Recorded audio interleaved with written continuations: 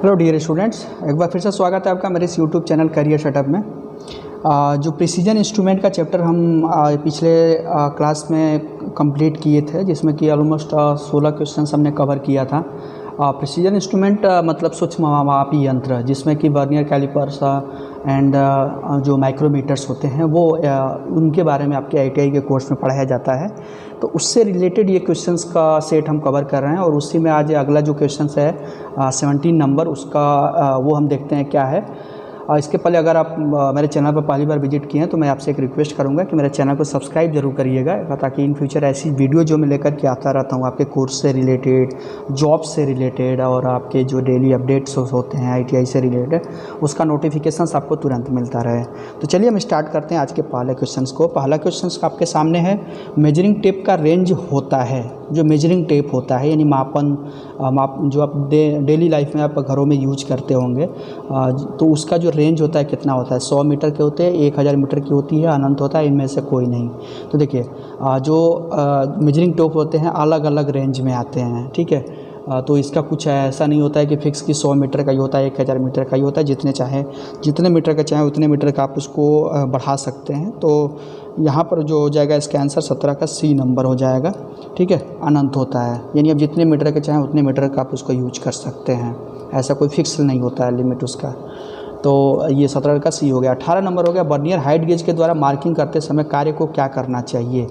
Vernier height gauge के द्वारा marking करते समय कार्य को क्या करना चाहिए, यानी कार्य का मतलब ये वर्क पीस की बात कर रहा है। वर्क पीस जो जॉब कार्यखंड होता है उसको क्या करना चाहिए। एंगल प्लेट के द्वारा आश्रय देना चाहिए, किसी अन्य वर्क पीस के साथ आश्रय देना चाहिए, एक हाथ द्वारा पकड़ना चाहिए या बिना आश्रय दिए पकड़ना चाहिए।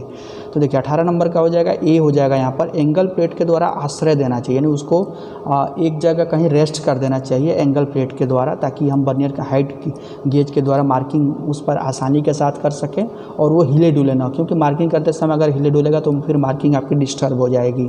तो 18 का यहाँ पर हो जाएगा ए नंबर। 19 नंबर है अगला क्वेश्चन।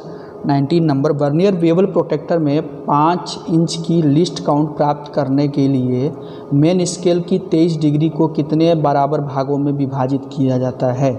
वर्नियर स्केल के 12 बराबर भागों में, वर्नियर स्केल पर 22 बराबर भागों में, वर्नियर स्केल पर 24 बराबर भागों में या वर्नियर स्केल पर 25 बराबर भागों में।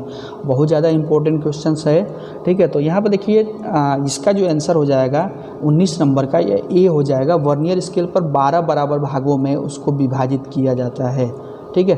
तो 19 का यहाँ पर क्या हो जाएगा, ए नंबर हो जाएगा, ठीक है। इंपॉर्टेंट क्वेश्चन है 19 का ए नंबर।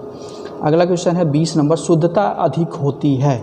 सबसे अधिक शुद्धता किसके होती है। मैग्नीफायर कैलिपर में, डिजिटल कैलिपर में या फिर डायल कैलिपर में या फिर इनमें से कोई नहीं।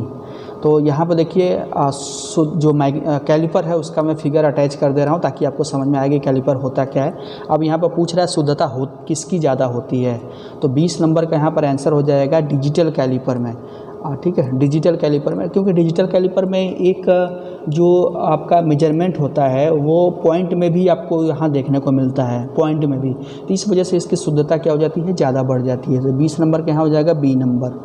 अगला क्वेश्चन है 21 नंबर, अधिक से अधिक आउटसाइड माइक्रोमीटर द्वारा कितनी दूरी मापी जा सकती है। यानी आउटसाइड माइक्रोमीटर द्वारा जो हम मेजरमेंट लेते हैं उसकी मैक्सिमम दूरी कितनी हो सकती है। 21 का ये है 100 मीटर mm, 50 mm, 25 mm या इनमें से कोई नहीं। तो देखिए आउटसाइड माइक्रोमीटर के द्वारा 100 mm की मैक्सिमम दूरी को हम माप सकते हैं। तो 21 का हो जाएगा ये नंबर 100 mm, ठीक है। अगला क्वेश्चन देखते हैं। अगला क्वेश्चन है, इनसाइड माइक्रोमीटर में थिम्बल के ऊपर निम्न में से क्या बना होता है। अगर आप माइक्रोमीटर यूज किए होंगे कोई भी, चाहे इनसाइड हो चाहे आउटसाइड हो, तो एक थिम्बल होता है उसमें, ठीक है। जैसा कि मैं फिगर के द्वारा दिखा दे रहा हूँ। तो फिंगर में थिम्बल के ऊपर निम्न में से क्या होता है। रैचेट होता है, मूवेबल एनविल होती है, फिक्स्ड एनविल होती है, इनमें से कोई नहीं। तो 22 नंबर का सी फिक्स्ड एनविल होती है, ठीक है। क्या होती है, फिक्स्ड एनविल, उसको बोलते हैं हम फिक्स्ड एनविल। तो 22 का यहाँ पर हो जाएगा सी नंबर। अगला क्वेश्चन देखते हैं 23 नंबर, यूनिवर्सल बेवल प्रोटेक्टर का सिद्धांत निम्न में से किसके बराबर होता है। Vernier bevel protractor, depth micrometer, dial test indicator या फिक्स्ड गेज। 23 का यहाँ हो जाएगा A number, vernier bevel protractor, ठीक है। यूनिवर्सल बेवल प्रोटेक्टर का सिद्धांत वर्नियर बेवल प्रोटेक्टर के बराबर होता है, यानी जो इसका सिद्धांत होता है वही इसका भी सिद्धांत होता है। तो 23 का ए नंबर यहाँ पर सही हो जाएगा। अगला क्वेश्चन हम देखते हैं जो कि बहुत इंपॉर्टेंट क्वेश्चन है, ठीक है, बहुत ज़्यादा इंपॉर्टेंट क्वेश्चन है। साइन बार का कार्य है, साइन बार का क्या कार्य होता है? ए समतल मापना, टेपर ज्ञात करने के लिए, ए एंड बी दोनों, या फिर इनमें से कोई नहीं। 24 का यहाँ हो जाएगा C number, A and B दोनों। साइन बार जैसा कि फिगर में मैं दिखा दे रहा हूँ, साइन बार का ये फिगर है और इसका काम होता है समतल को मापना तथा टेपर को ज्ञात करना, है ना, यानी कितना कोई चीज़ टेपर है वो ज्ञात करने का काम करता है। और समतल का मतलब कि इसको पर जो कोई चीज़ है उसकी सतह जो है समतल है कि नहीं वो चेक करने का काम करते हैं। तो 24 का हो जाएगा यहाँ पर सी नंबर, ठीक। अगला क्वेश्चन देखते हैं 25 नंबर, निम्न में से कहाँ पर वर्नियर माइक्रोमीटर का वर्नियर स्केल बना होता है? यानी कौन से जगह पर वर्नियर माइक्रोमीटर का जो स्केल होता है बना होता है? थिम्बल पर बना होता है, स्लीव पर बना होता है, अन्य यंत्र पर बना होता है, इनमें से कोई नहीं। तो 25 क्या हो जाएगा? बी नंबर देखिए, स्लीव पर बना होता है। जो स्केल होती है वर्नियर जो माइक्रोमीटर होता है उसका स्केल होती है स्लीव के ऊपर बनी होती है स्केल, ठीक है। 25 का बी हो जाएगा यहाँ पर। 26 नंबर, निम्न में से किस जगह पर माइक्रोमीटर की डेटम लाइन होती है? डेटम लाइन यानी जो एक बॉटम लाइन जो होती है उसकी उसी को हम बोलते हैं डेटम लाइन। तो थिम्बल पर होती है, फ्रेम पर होती है, स्लीव पर होती है, इनमें से कोई नहीं। 26 का सी हो जाएगा, स्लीव के ऊपर ही होती है डेटम लाइन, ठीक है। 26 का यहाँ पर हो जाएगा सी, स्लीव पर। अगला क्वेश्चन 27 नंबर, एक पूर्ण चक्कर में मीट्रिक माइक्रोमीटर का थिम्बल कितना आगे बढ़ता है? एक जब पूर्ण चक्कर आपका मीट्रिक माइक्रोमीटर लगा लेता है तो उसका जो थिम्बल होता है जो एक घूमता रहता है, मूव करता रहता है, वो कितना आगे बढ़ता है? 0.01 mm, 0.25 mm, 0.50 mm या फिर 1.00 mm। तो 27 का यहाँ हो जाएगा सी नंबर, 0.50 mm आगे बढ़ता है उसका थिम्बल। अगला क्वेश्चन है, वर्नियर बेवल प्रोटेक्टर का लिस्ट काउंट निम्न में से कितना होता है? 1 फीट, 5 फीट, 10 फीट या फिर 25 फीट, ठीक है। यहाँ पर फीट में है आपका ये क्वेश्चन, जो ये सिंबल देख रहे हैं इसको हम फीट में बोलते हैं। अगर यहाँ पर डबल इन्वर्टेड कॉमा होता ऊपर से तो उसको हम इंच में पढ़ते, लेकिन यहाँ पर सिंगल है तो इसको हम फीट में पढ़ेंगे। तो 28 का यहाँ पर आपका सही हो जाएगा बी नंबर, 5 फीट होता है। बेवल प्रोटेक्टर का जो लिस्ट काउंट होता है 5 फीट होता है, 28 का बी नंबर। अगला क्वेश्चन है 29 नंबर, निम्न में से मीट्रिक माइक्रोमीटर का लिस्ट काउंट है। मीट्रिक जो माइक्रोमीटर होता है उसका लिस्ट काउंट कितना होता है? 0.01 mm, 0.05 mm, 0.10 mm या फिर 0.50 mm। तो 29 नंबर का ए हो जाएगा, 0.01 mm जो होता है मीट्रिक माइक्रोमीटर का लिस्ट काउंट होता है, ठीक है। 29 का ए हो जाएगा। 31 नंबर, 80 से 90 mm वाले आउटसाइड माइक्रोमीटर की जीरो रीडिंग क्या होती है? 80 से 90 mm वाले माइक्रोमीटर की रीडिंग जीरो रीडिंग क्या होती है? 0.00 mm, 0.01 mm, 25.00 mm या फिर 80.0 mm।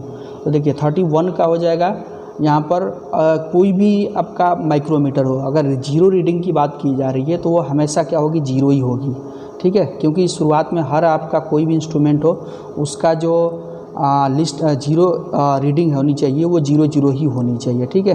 तो यहाँ पर कौन सा हो जाएगा आपका? ए नंबर हो जाएगा यहाँ पर, ठीक है, 0.00 mm। 31 का यहाँ पर ए हो जाएगा। 32 नंबर है, निम्न में से किस उपकरण का प्रयोग करके बाहरी व्यास की संकेंद्रिता चेक की जाती है? इसका यहाँ हो जाएगा बी नंबर। अगला क्वेश्चन है 33 नंबर, वर्नियर कैलिपर द्वारा ली जाने वाली न्यूनतम माप को हम क्या कहते हैं? Zero reading, list count, main scale reading या वास्तविक रीडिंग से जीरो एरर घटाया हुआ? तो 33 का बी, लिस्ट काउंट। यानी अभी इसके पहले हम कई क्वेश्चन इससे रिलेटेड पढ़ चुके हैं कि किसी भी कैलिपर, किसी भी इंस्ट्रूमेंट द्वारा जो उसकी सबसे न्यूनतम माप वो ले सकता है शुद्धता के साथ, उसको हम क्या बोलते हैं? लिस्ट काउंट, यानी अल्पतमांक बोलते हैं। तो 33 का बी नंबर यहाँ पर सही हो जाएगा। बहुत इंपॉर्टेंट क्वेश्चन है, ठीक है।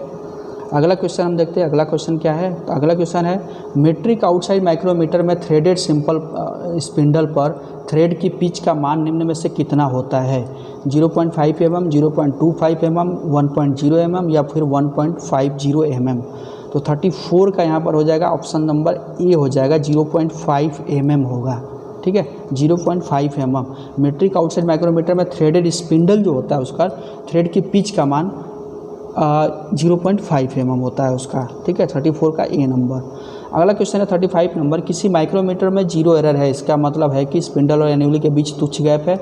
माइक्रोमीटर होती है, मे बी यहाँ पर ऑप्शंस में कुछ मिस्टेक है।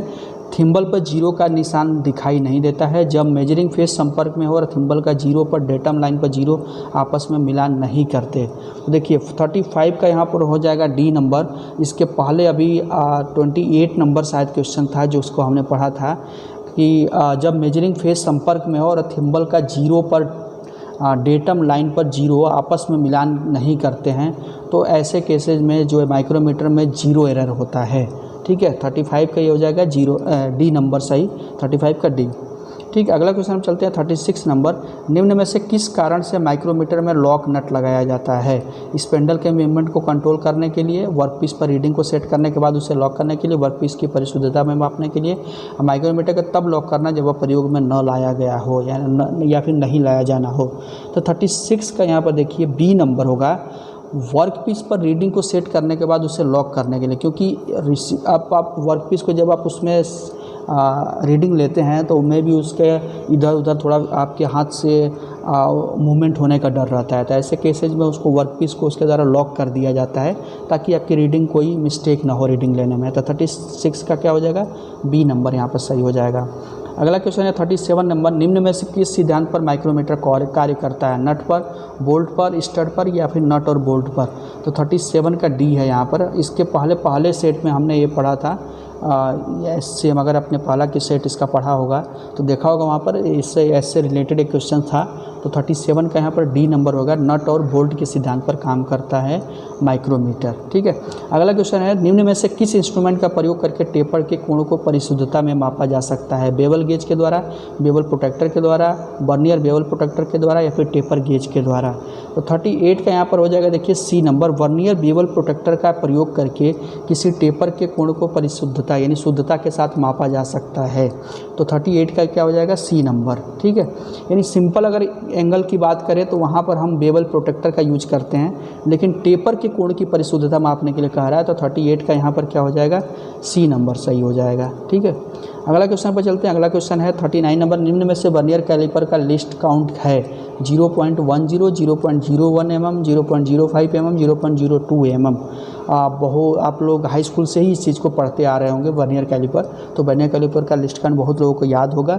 तो यहाँ पर जो देखिए वर्नियर कैलिपर का लिस्ट काउंट हो जाएगा 0.02 mm, ठीक है, 0.02 mm यानी डी नंबर सही होगा इसका। अगला क्वेश्चन 40 नंबर है, निम्न में से किस मैकेनिज्म का प्रयोग करके डायल टेस्ट इंडिकेटर के प्लंजर की लीनियर मोशन को रोटरी मोशन में बदला जाता है? ठीक है, लीनियर मोशन वो होता है जिसमें कोई चीज़ आगे पीछे मूवमेंट करती है, और रोटरी मोशन वो किसी सेंटर के चारों तरफ मूव करती है, उसको रोटरी मोशन कहते हैं, ठीक है। तो कौन से मैकेनिज्म का प्रयोग करके किसी डायल टेस्ट इंडिकेटर का जो प्लंजर होता है उस प्लंजर के लीनियर मोशन को हम रोटरी मोशन में बदल सकते हैं? क्विक रिटर्न मैकेनिज्म, रैंक और pinion mechanism, screw thread mechanism या फिर हाइड्रोलिक मैकेनिज्म? तो 40 का यहाँ हो जाएगा B number, rack and pinion mechanism के द्वारा हम लीनियर मोशन को रोटरी मोशन में बदल सकते हैं, रैंक एंड पिनियन मैकेनिज्म के द्वारा।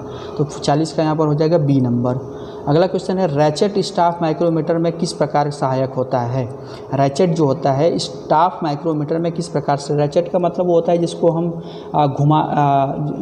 जो उसकी स्केल को हम आगे पीछे कर सकते हैं, प्रेशर को कंट्रोल करने के लिए, स्पिंडल को लॉक करने के लिए, जीरो एरर को समायोजित करने के लिए या वर्कपीस को पकड़ने के लिए। तो देखिए 41 का यहाँ पर हो जाएगा ए नंबर, प्रेशर को कंट्रोल करने के लिए, ठीक है, प्रेशर को कंट्रोल करने के लिए रैचेट स्टाफ माइक्रोमीटर में किस प्रकार का सहायक होता है? तो रैचेट को मैंने अभी बताया कि आगे पीछे हम इसको क्या कर सकते हैं, मूव कर सकते हैं, घुमा सकते हैं। तो हम इसको घुमाने के बाद क्या करते हैं, माइक्रोमीटर में यह प्रेशर को कंट्रोल करने के लिए इसको रैचेट को घुमा करके लॉक कर देते हैं। तो 41 का यहाँ हो जाएगा ए नंबर। इसी में नेक्स्ट क्वेश्चन है, अगला क्वेश्चन 68 नंबर है, साइन बार की लंबाई निम्न द्वारा दी जाती है। साइन बार जो होता है, अभी थोड़ी देर पहले मैंने आपको बताया था कि साइन बार के द्वारा हम क्या करते हैं, कोई समतलता या फिर एंगल को चेक करने का काम करते हैं। तो साइन बार की यहाँ पर पूछा, साइन बार की लंबाई निम्न द्वारा दी जाती है। साइन बार की समस्त लंबाई, रोलरों को केंद्र के बीच की दूरी, दोनों रोलर के बीच की दूरी, या इनमें से कोई नहीं। तो 68 का यहाँ जो आंसर हो जाएगा बी नंबर हो जाएगा। रोलर के दोनों केंद्रों के बीच की दूरी के द्वारा किसी साइन बार की लंबाई दी जाती है, यानी निर्धारित की जाती है। तो 68 का यहाँ पर बी नंबर हो जाएगा। अगला क्वेश्चन है 69 नंबर, माइक्रोमीटर द्वारा जॉब को निम्न में से किस अवस्था में नहीं मापना चाहिए? स्थिर अवस्था में, घूमती अवस्था में, ए तथा बी दोनों में, इनमें से कोई नहीं। तो 69 का यहाँ पर हो जाएगा बी नंबर। घूमती अवस्था में माइक्रोमीटर द्वारा जॉब को नहीं मापना चाहिए, क्योंकि आपकी जो मेजरमेंट हो डिस्टर्ब हो सकती है या होने का पूरा चांसेज होता है। तो 69 का यहाँ पर क्या हो जाएगा, आपका बी नंबर सही हो जाएगा। अगला क्वेश्चन है 70 नंबर, साइन बार निम्न सिद्धांत पर कार्य करता है? त्रिकोणमिति के सिद्धांत पर, बीजगणित के सिद्धांत पर, अंकगणित के सिद्धांत पर, इनमें से कोई नहीं। तो 70 का जो यहाँ पर ऑप्शन हो जाएगा ए, त्रिकोणमिति के सिद्धांत पर काम करता है, यानी उसमें एंगल्स 3 एंगल जो एक आधार बनता है, एक परपेंडिकुलर बनता है और एक कोण बनता है। तो ये 3 तरह की भुजाएं बनती है, उन तीनों के द्वारा आप त्रिकोणमिति का फॉर्मूला निकाल करके लगा करके तब आप उसका मेजरमेंट निकालते हैं। तो 70 का यहाँ पर हो जाएगा ए नंबर, त्रिकोणमिति के सिद्धांत पर कार्य करता है, उसमें 3 एंगल्स भी होते हैं। ठीक है। अगला क्वेश्चन है 71, डायल कैलिपर किसकी सहायता से काम करता है? डायल कैलिपर जो होता है किसकी सहायता से काम करता है? वर्म के द्वारा, सेक्टर के द्वारा, रैंक और पिनियन के द्वारा, ये सभी। तो 71 का यहाँ पर है सी, डायल कैलिपर जो होता है रैंक और पिनियन की सहायता से काम करता है।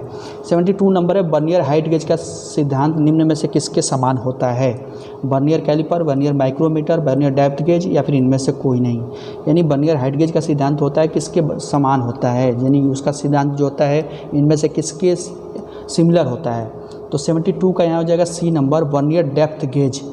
ठीक है, वर्नियर डेप्थ गेज के सिमिलर होता है वर्नियर हाइट गेज का सिद्धांत। ठीक है। अगला क्वेश्चन देखते हैं। अगला क्वेश्चन है, निम्न में से वर्नियर कैलिपर के प्रकार हैं? Dial caliper, vernier height gauge, vernier depth gauge, या ये सभी? तो देखिए ये सभी जो होते हैं वर्नियर कैलिपर के प्रकार होते हैं। डायल कैलिपर भी होता है, वर्नियर हाइट गेज भी होता है, वर्नियर डेप्थ गेज भी होता है। तो ऐसे में कौन सा सही हो जाएगा यहाँ पर? ये सभी हो जाएगा। ठीक है। अगला क्वेश्चन पर चलते हैं। अगला क्वेश्चन आपके सामने है 74 number, plunger type dial test indicator में प्लंजर की चाल को रोटरी मोशन में बदला जाता है, किसके द्वारा? Plunger type dial test indicator में प्लंजर की चाल को रोटरी मोशन में बदला जाता है, बेल्ट के द्वारा, रस्सी के द्वारा, गियर ट्रेन के द्वारा, या फिर इनमें से कोई नहीं। तो 74 का यहाँ हो जाएगा सी नंबर, गियर ट्रेन के द्वारा बदला जाता है। ठीक है, 74 का सी नंबर। अगला क्वेश्चन है 75 नंबर, डायल टेस्ट इंडिकेटर निम्न में से किस कार्य में प्रयोग किया जाता है?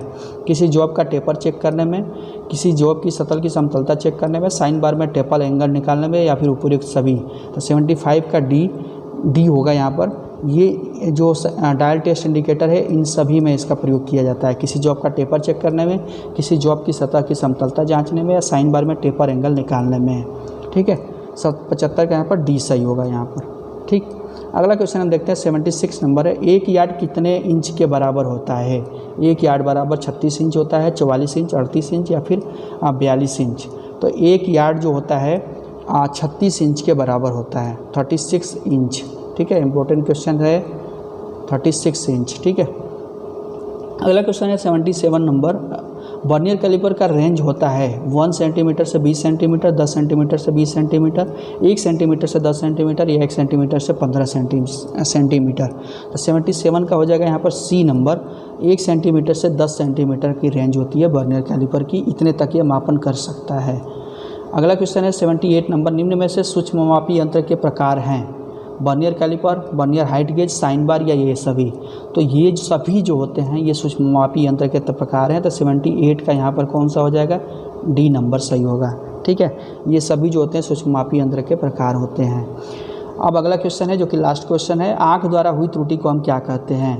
विजन एरर, पैरेलल एरर, या फिर मैनुअल एरर, या फिर ह्यूमन रिएक्शंस एरर। तो 79 का हो जाएगा सी नंबर, मैनुअल एरर बोलते हैं, यानी आँख द्वारा हुई त्रुटि को हम क्या बोलते हैं? मैनुअल एरर बोलते हैं। तो 79 का यहाँ पर सी नंबर होगा। चलिए ठीक है, इस तरह से ये टोटल जो 79 नंबर का एक क्वेश्चन था ये कंप्लीट हुआ। तो इस तरह से जो सूक्ष्ममापी यंत्र यानी प्रिसीजन इंस्ट्रूमेंट के ये सारे जो इम्पोर्टेंट क्वेश्चन थे वो कंप्लीट होते हैं। इस सेट से अगर आपको कुछ डाउट हो, कुछ पूछना चाहते हो तो आप कमेंट करके पूछ सकते हैं। ठीक है, आपका जो भी डाउट्स होगा मैं उसको सॉल्व करने की या फिर दूर करने की पूरी कोशिश करूँगा।